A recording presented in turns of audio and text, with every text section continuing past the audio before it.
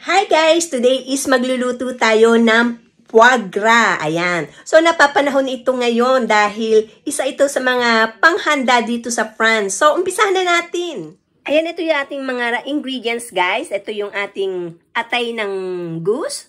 Ayan, ang ating foie gras. Ayan, ito yung galing sa pinatabang liver ng goose.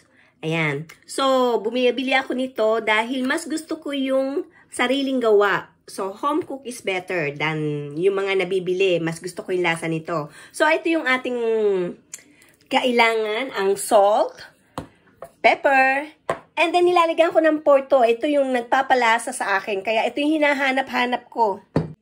Ayan guys, although na may nabibili na ready-made na foie gras, is mas gusto ko pa rin yung gumagawa ako ng sarili ko. Kasi mas gusto ko yung lasa. So, ayan na ang ating mga recipe. Ang foie gras, salt, and pepper. So, ito na guys yung ating foie gras. So, aalisan natin ng ugat. Ayan, yung mga ugat na yan. Dapat is maalis natin lahat. Dahil doon is may mga nakatagong blood. So, kailangan malinis natin mabuti. So, umpisa na natin ang pagtatanggal. So, gumamit ako ng salamin para makita kung gusto yung ating tinatanggal. So, ayan, makikita nyo, ito yung ating, ayan, tanggalin natin ito. Madali lang ang paggawa at pagluto ng foie gras, guys. Basta lang, malinis lang mabuti. Ayan. So, alisin lahat yung mga lamad. Ayan, guys, makikita nyo na hinati ko yung ating atay kasi, kumbaga is naka-frozen na yata ito nung nabili ko. So, ayan, makikita nyo yung ano. Pero kung sariwa ito, I mean, yung fresh pa yung kanyang pinaka-atay is, ewan ko kung may nabibiling ganun, is mas madaling makuha. Kasi ngayon is na parang intact na yung ano. So, kailangan kong hiwain o tanggalin. O, ayan. So, ayan yung tatanggalin natin. Kasi may mga dugo-dugo. Ayan o, makikita nyo yun. So, tanggalin lang natin. Ayun. Yan lang mga tatanggalin natin. Yung mga ugat. Ayan guys, oh, yung mga ugat na yun. Yun ang tatanggalin natin. Hihilahin lang natin. Ayan.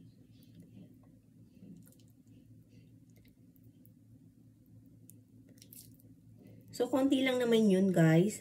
Pero kailangang matanggal lahat kasi doon namumuo yung mga dugo.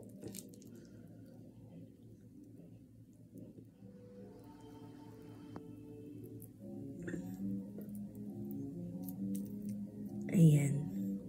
So, ayan, natanggalan na natin ng mga ugat-ugat ang ating foie gras. So, ilagay na natin dito sa ating hulmahan. So, ilagay lang natin.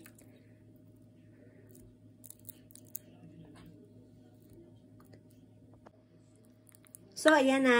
Lagyan na natin yung kalahati. Okay, lagyan natin ng asin at paminta. Ayan, asin.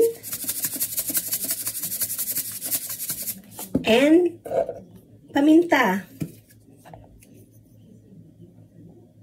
Is lagyan natin ng 2 kutsarang porto. Yung gusto ko kasi, ito yung nagpapasarap dito. Ang porto. Manamis-namis siya, guys. Ayan. Red wine na manamis-namis. So, 2 kutsara. Spread lang natin. So, ayan na siya. Ilagay ulit natin yung mga natira pa.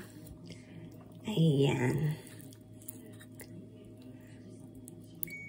So, ayan, ilagay natin.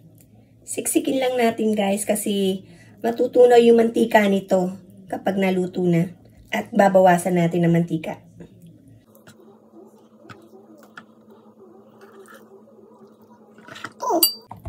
Siksik lang natin.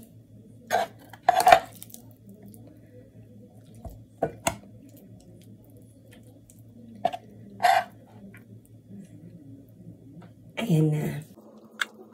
So, after natin mapuno, ayan, lagyan ulit natin ng asin,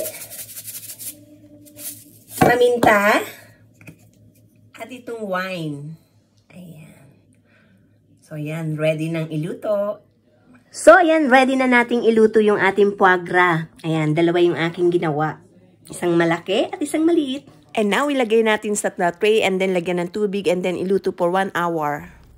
So, ayan guys, makikita nyo na kumukulo pa siya. So, bawasan natin ng mantika para naman hindi puro taba yung ating foie gras. Okay, ilagay muna natin sa fridge. 2 hours and then, ayan na. O, diba? Yummy!